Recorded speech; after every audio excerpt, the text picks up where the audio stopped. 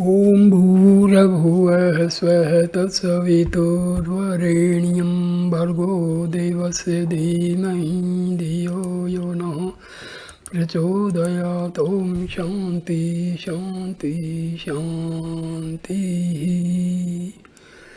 Namaste my dear friends, this is 11th video on Talks with Ramana Maharshi. This video starts with talk number 181. Devotee, yad gatvana nivartante tad dharma pramam mama.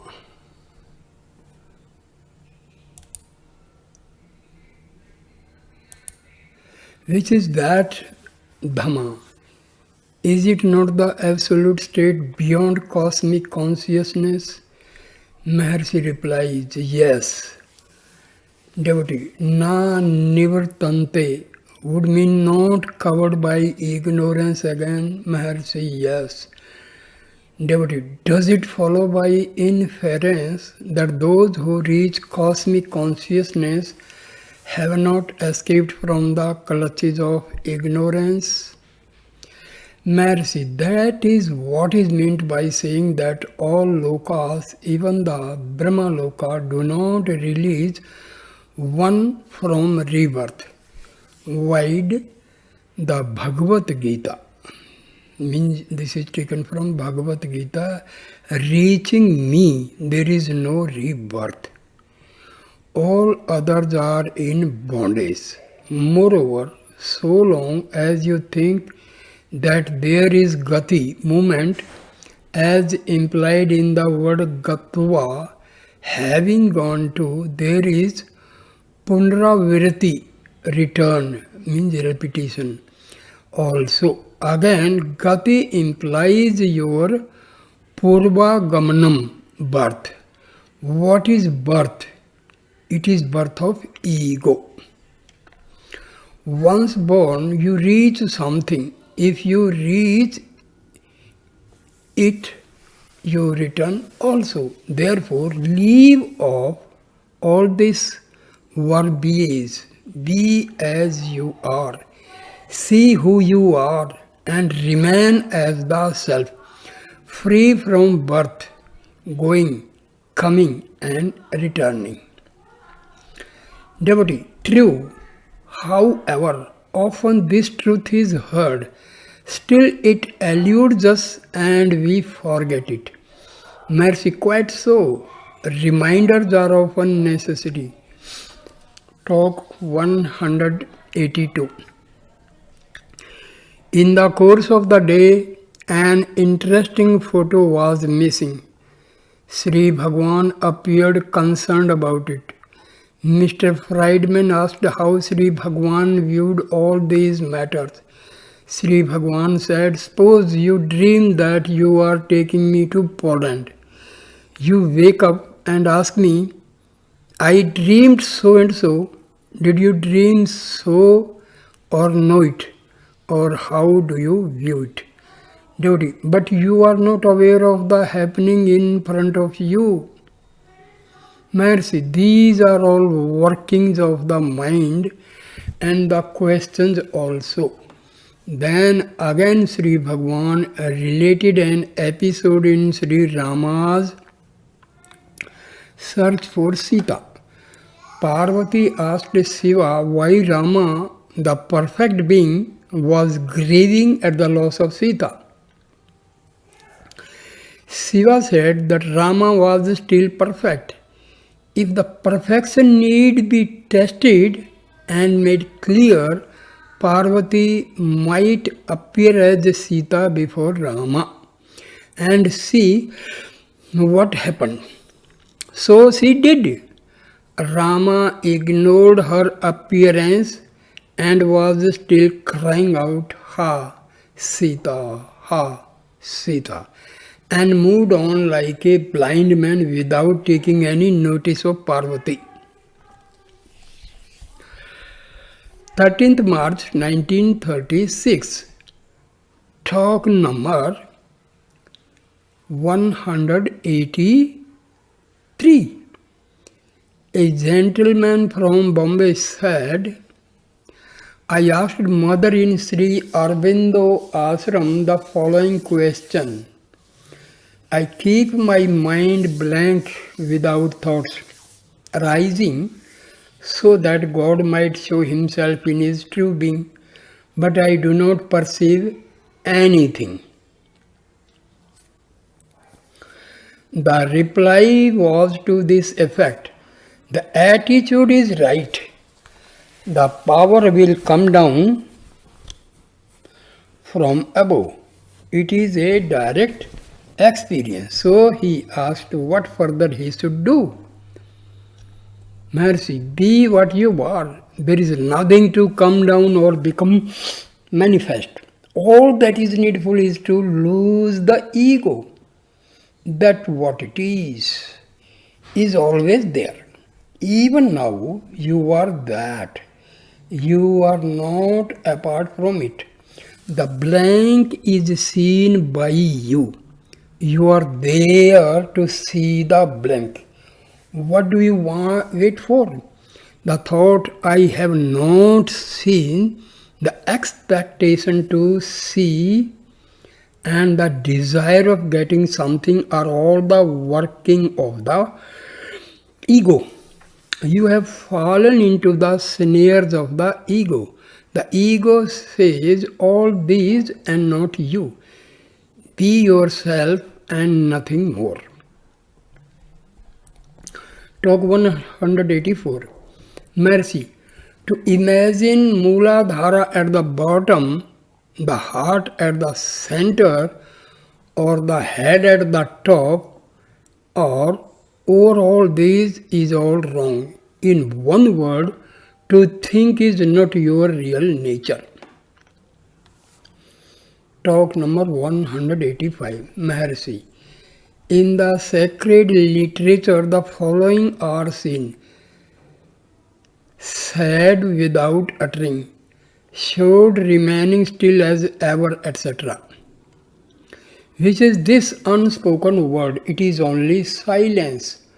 Parnava or the Mahavakya. These are also called the word. Talk 186. Maharshi. We read a newspaper and all the articles therein, but do not care to know anything about the paper itself. We take the chaff but not the substance. The substratum on which all this is printed is the paper, and if we know the substratum, all else will be known, like wall and paintings. Devotee, you said the only one which exists is the real. What is that only one? Maharshi, the one only is the Sat, the existence that appears as the world, the things that we see and we ourselves. Devotee, what is Atma? Is there a finality for the Atma? Maharshi, first learn what is Atma.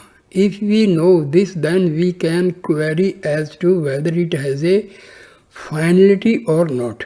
Which do you call Atma? Devotee, Jiva is Atma. Maharshi, learn what Jiva is.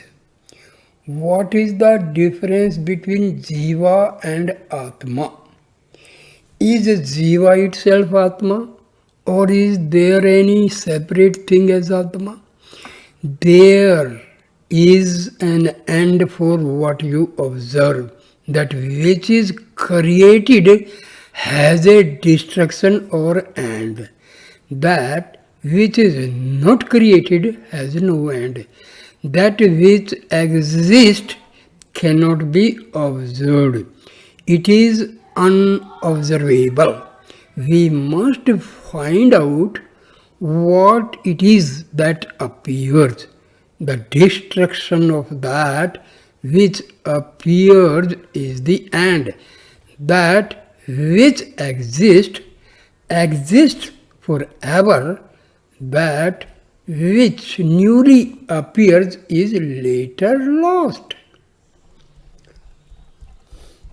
Devotee, what happens after birth in human form? What happens to the Jiva? Maharshi, let us know first what we are.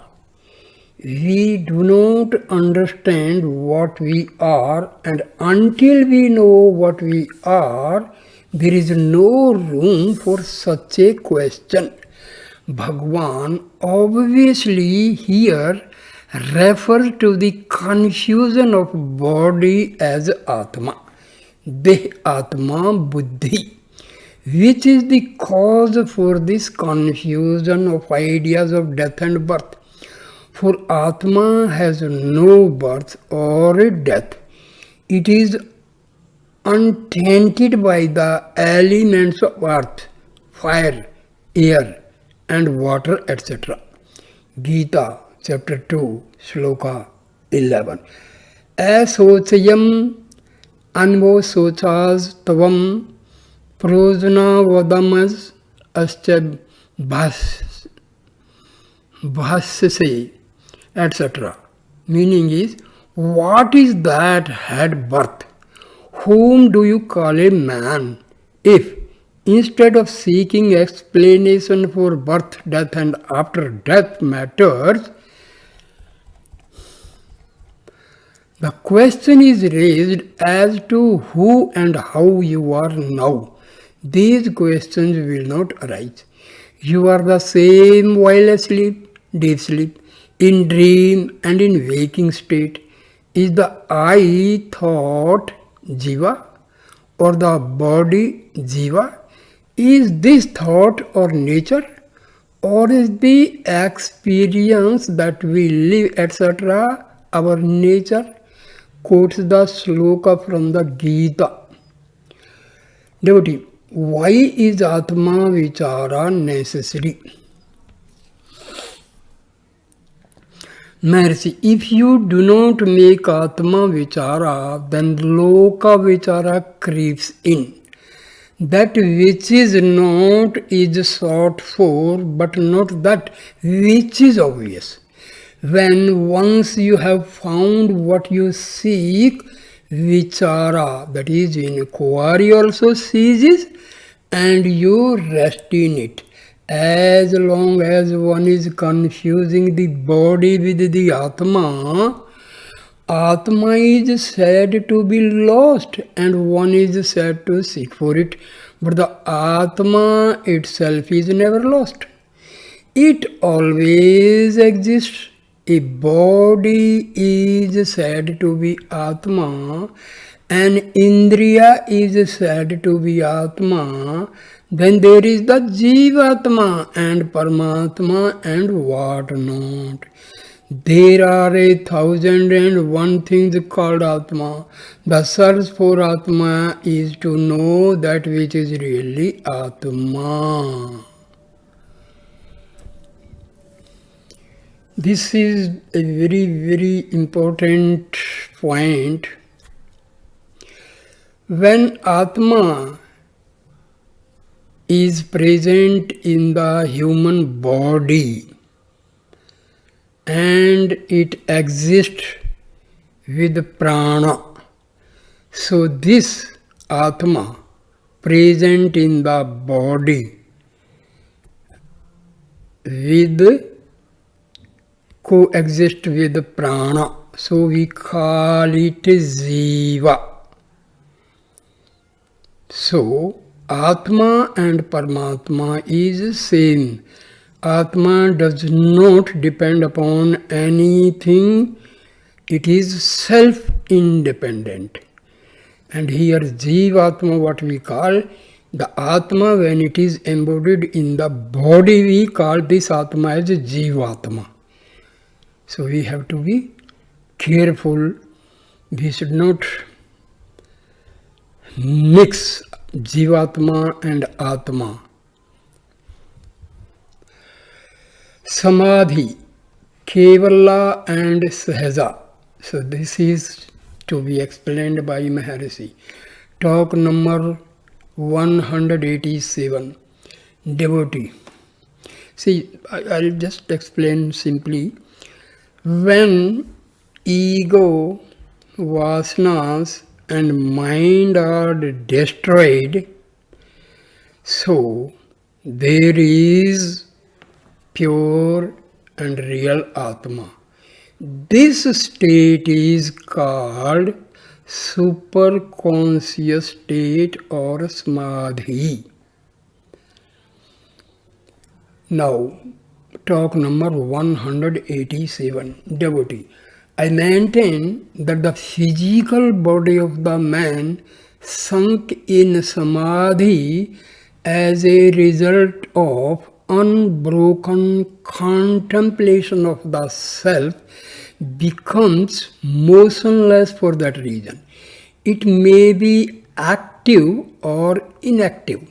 The mind fixed in such contemplation will not be affected by the body or the senses being restless. A disturbance of the mind is not always the forerunner of physical activity. Another man asserts that physical unrest certainly prevents nirvikalpa samadhi or unbroken contemplation. What is your opinion? You are the standing proof of my statement. This is the question put by the devotee. I will repeat again. Talk number, these are very, very important points. Talk number 187, devotee puts a question to Maharshi. He says, I maintain that the physical body of the man sunk in samadhi as a result of unbroken contemplation of the self becomes motionless for that reason. It may be active or inactive. The mind fixed in such contemplation will not be affected by the body or the senses being restless. A disturbance of the mind is not always the forerunner of physical activity.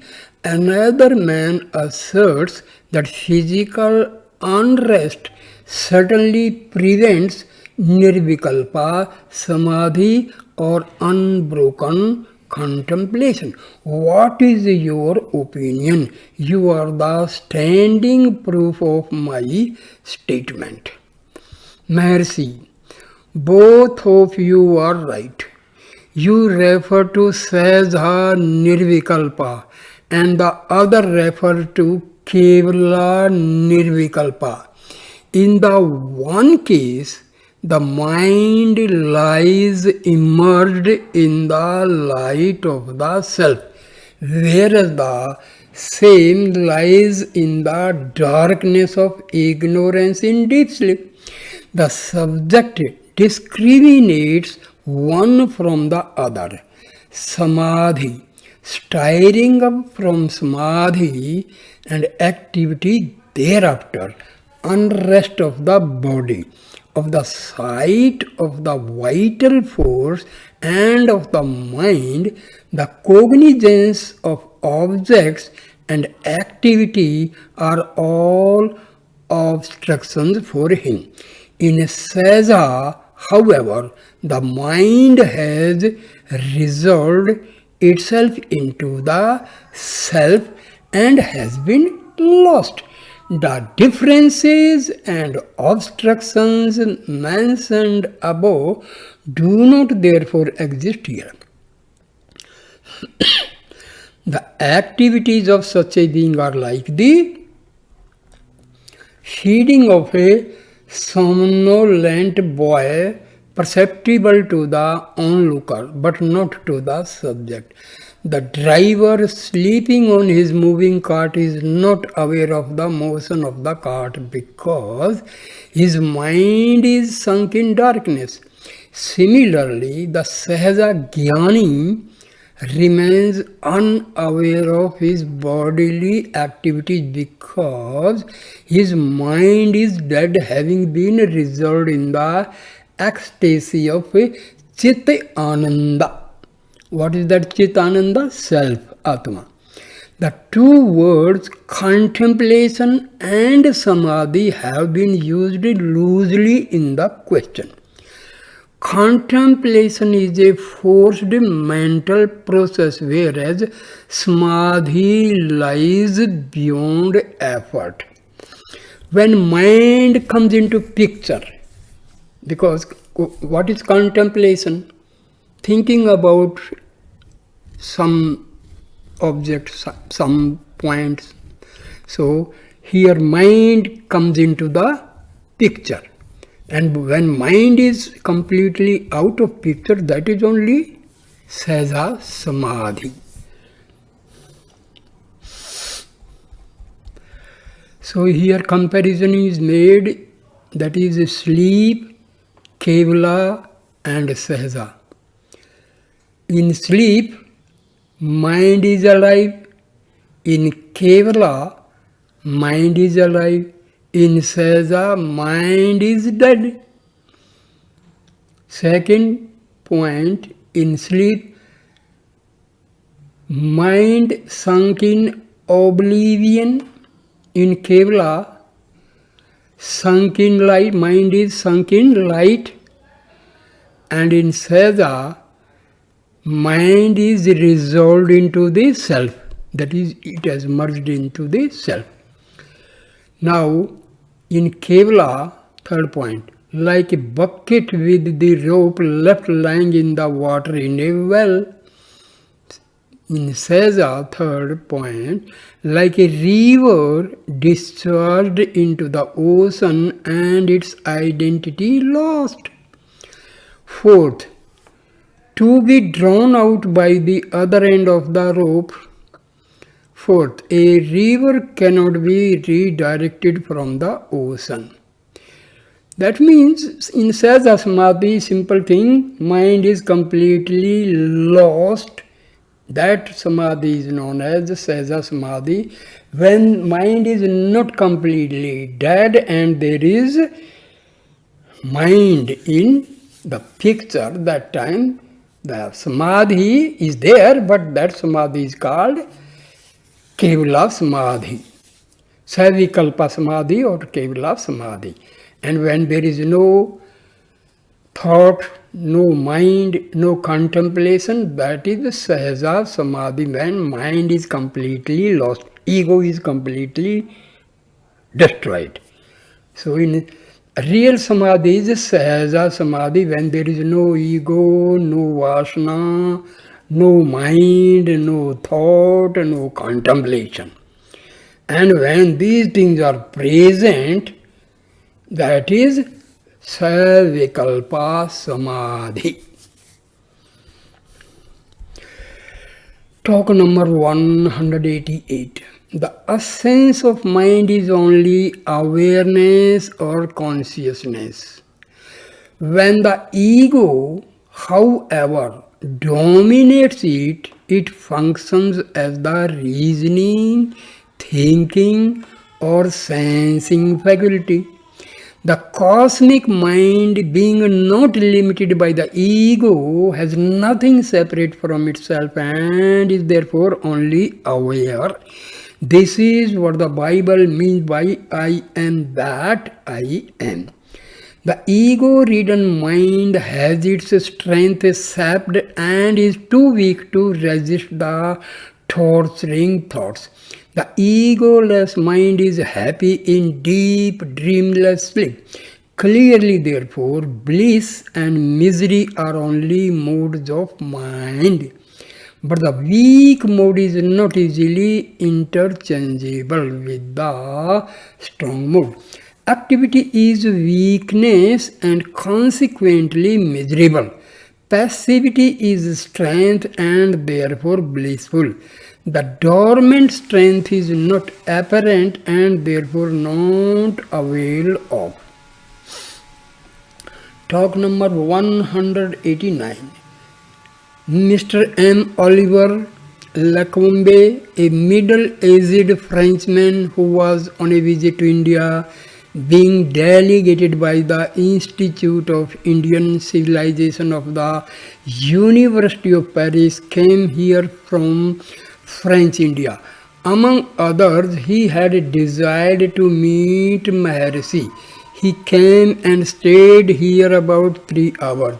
He had read in the Sanskrit original the Bhagavad Gita, the Upanishads and the Sutras with commentaries by Sri Shankara and Ramanuja. He asked, is Maharshi's teaching the same as Shankara's? Maharshi's teaching is only an expression of his own experience and realization. Others find that it tallies with Sri Shankara's. Devotee, quite so. Can it be put in other ways to express the same realization? Maharshi. A realized person will use his own language. Sri Bhagwan added, silence is the best language. What is silence? Let us visualize. When mind is dead, the state of thoughtlessness is silence. People think that not talking with the mouth is known as silence. No. The state of thoughtlessness, when thoughts do not rise from the Atma, this state is known as silence. So we should be very clear. Devotee, what does Maharshi say about Hatha Yoga or Tantric practices? Maharshi does not criticize any of the existing methods. All are good for the purification of the mind, because the purified mind alone is capable of grasping his method and sticking to its practice. What is the method of Maharshi? Self-inquiry. Inquiry about the ego. What is ego? Where from it rises? So when we say who am I, here who is the query? Who am is existence, I is here ego. So when we contemplate on who am I, the question is raised to the existence of this ego. What is ego? Where from it rises? So that is the most important question. Who am I means ego is questioned. What you are, where from you have risen. So this who am I is a very, very good method, because slowly and steadily it weakens the mind and ego. And finally both mind and ego are destroyed and person reaches the stage of self-realization. Devotee, which is the best of the different yogas, karma, jnana, bhakti or hatha? Maharshi, see stanza 10 of Upadesa Sara. To remain in the self amounts to all these in their highest sense. Maharshi added, in dreamless sleep, there is no world, no ego, no unhappiness. But the self remains. In the waking state, there are all these, and yet there is self. One has only to remove the transitory happenings in order to realize the ever-present beatitude of the self. Your nature is bliss. Find that on which all the rest are superimposed, and you then remain as the pure self.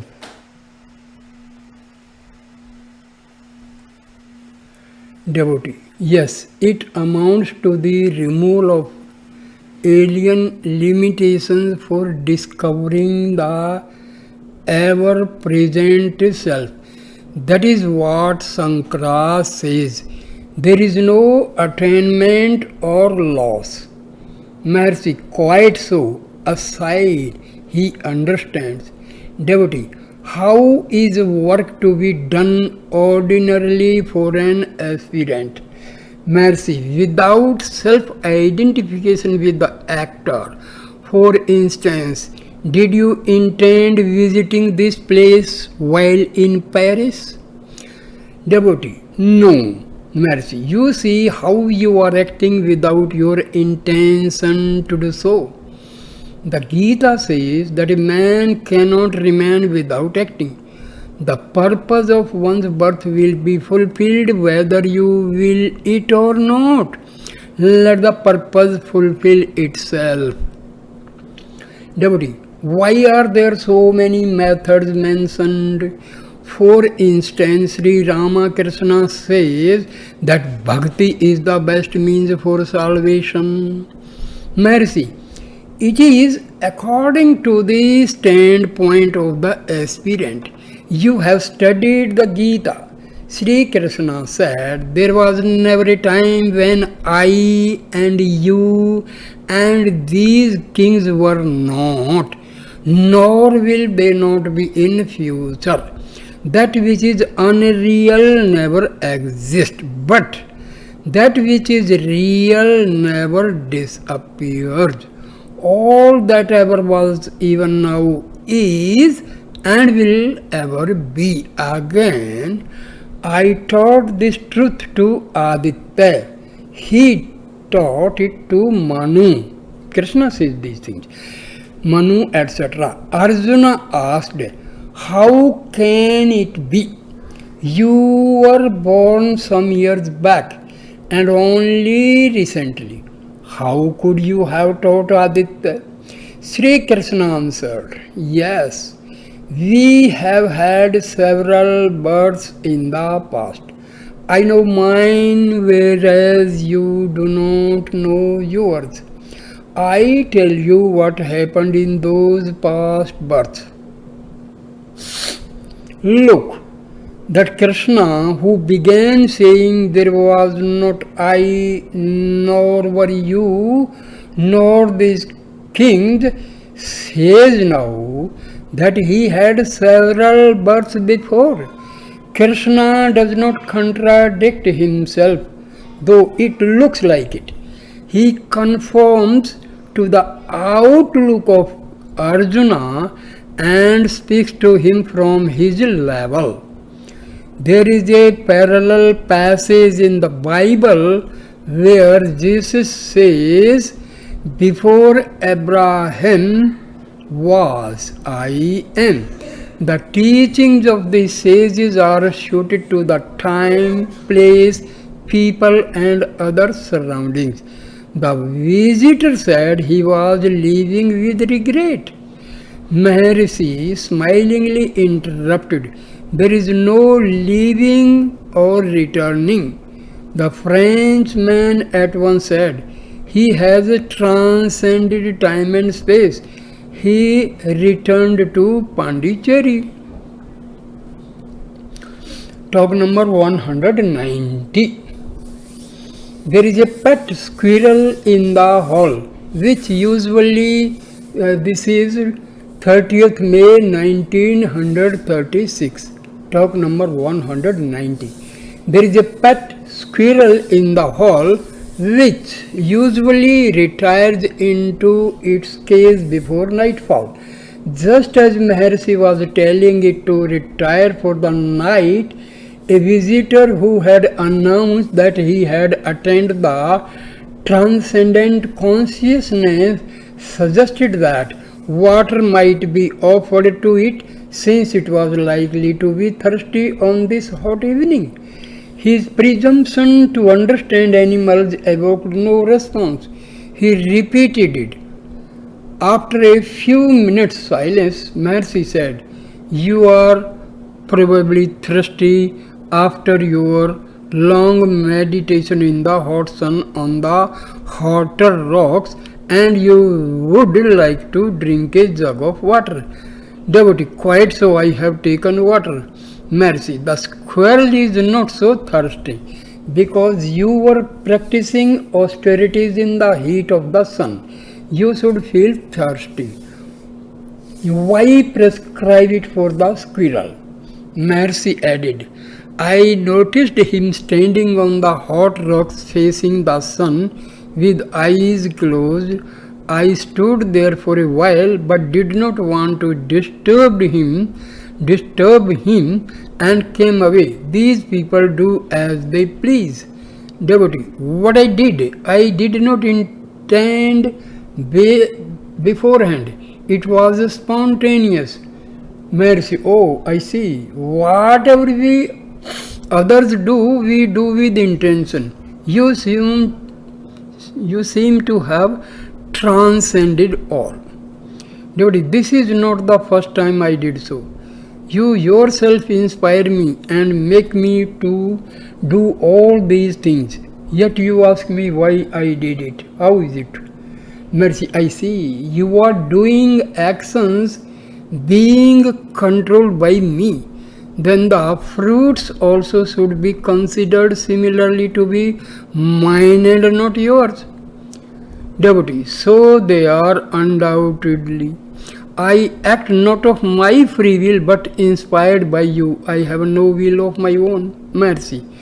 Enough of this rubbish. So did Duryodhana of old in the Mahabharata say. Janami dharmam nacha me parvavartihi. Janam ya dharmam nacha mi nirvirtihi. केनपि देवना हृदय सिद्धतेना यथा नियुक्तो समित्था करोमि. What is the difference between you and two?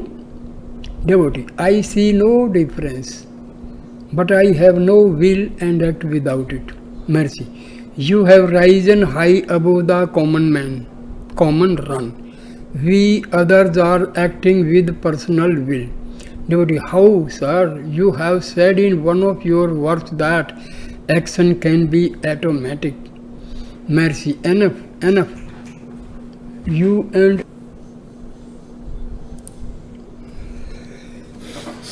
You and another visitor behave as transcendental beings. You are both fully learned. You need not learn more. I would not have said all this had you not been coming here frequently. Do as you please, but these eccentricities of the beginner's stage will become known in their true light after some time. But I have been in this state for such a long time, devotee says, but I have been in this state for such a long time. Mercy, enough. Talk number 191. Mr. Cohen, a resident disciple, was speaking of yoga method. Maharshi remarked, Patanjali's first sutra is applicable to all systems of yoga. The aim is the cessation of mental activities. The methods differ so long as there is effort made towards that goal. It is called yoga. The effort is the yoga. The cessation can be brought about in so many ways. Number one, by examining the mind itself. When the mind is examined, its activities cease automatically. This is the method of jnana. The pure mind is the self. Second, looking for the source of the mind is another method. The source may be said to be God or self or consciousness. Third, concentrating upon one thought make all other thoughts disappear. Finally, that thought also disappears. And fourth is Hatha Yoga. All methods are one and the same inasmuch as they all tend to the same goal. It is necessary to be aware while controlling thoughts, otherwise, it will lead to sleep. That awareness, the chief factor, is indicated by the fact of Patanjali emphasizing pratyahara, dharana, dhyana, samadhi even after pranayama. Pranayama makes the mind steady and suppresses thoughts. Then why 12 further?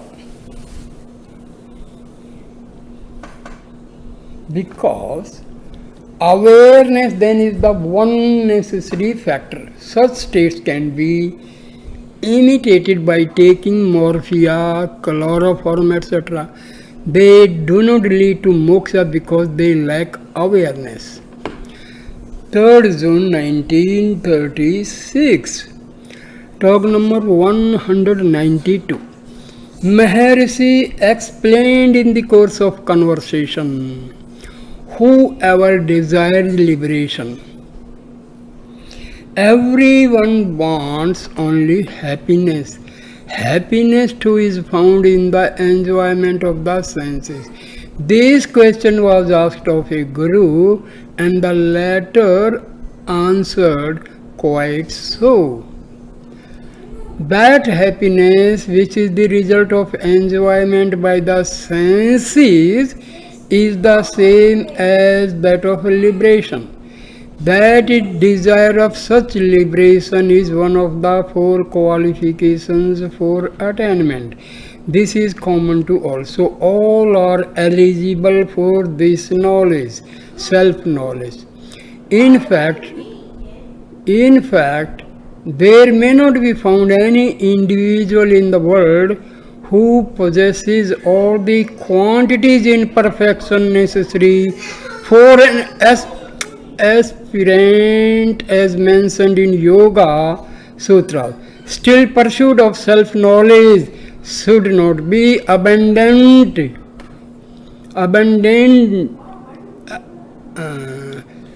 Self-knowledge should not be abandoned. Everyone is the self by his own experience. Still he is not aware. He identifies the self with the body and feels miserable. This is the greatest of all mysteries. One is the self. Why not abide as the self and be done with miseries? In the beginning, one has to be told that he is not the body because he thinks that he is the body only, whereas he is the body and all else. The body is only a part. Let him know it finally. He must first discern consciousness from insentience and be the consciousness only. Later, let him realize that insentience is not apart from consciousness. This is a discrimination, viveka. The initial discrimination must persist to the end. Its fruit is liberation. Talk number 193. Maharshi observed, free will and destiny are ever existent. Destiny is the result of past action. It concerns the body. Let the body act as may suit it. Why are you concerned with it? Why do you pay attention to it? Free will and destiny last as long as the body lasts. But wisdom, jnana, transcends both. The self is beyond knowledge and ignorance. Should anything happen, it happens as the result of one's past actions, of divine will and of other factors. Talk number 194. Mr. Subbarao, a visitor from Amalapuram, asked how to control the mind. Mercy, get hold of the mind. Devotee, how? Mercy, mind is intangible. In fact, it does not exist. The surest way of control is to seek it. Then its activities cease. 6th June 1936. Talk number 195. Mr. Jharka, a gentleman from the University of Banaras, holding the MA and the MSc degrees, said that he was stricken with grief due to bereavement of wife and children. He sought peace of mind and asked how to get it. Mercy, it is in the mind that birth and death, pleasure and pain, in short, the world and ego exist. If the mind is destroyed, all these are destroyed too. Note that it should not be annihilated, not just made latent. For the mind is dormant in sleep, it does not know anything. Still, on waking up, you are as you were before. There is no end of grief. But if the mind be destroyed, the grief will have no background and will disappear along with the mind. Devotee, how to destroy the mind? Mercy, seek the mind. On being sought, it will disappear. Devotee, I do not understand. Mercy, the mind is only a bundle of thoughts. The thoughts arise because there is the thinker. The thinker is the ego. The ego, if sought, will vanish automatically. The ego and the mind are the same. The ego is the root thought from which all other thoughts arise. Devotee, how to seek the mind? Maharshi, drive within. You are now aware that the mind rises from within, so sink within and seek. Devotee, I do not yet understand how it is to be done. Mercy, you are practicing breath control. Mechanical breath control will not lead one to the goal. It is only an aid.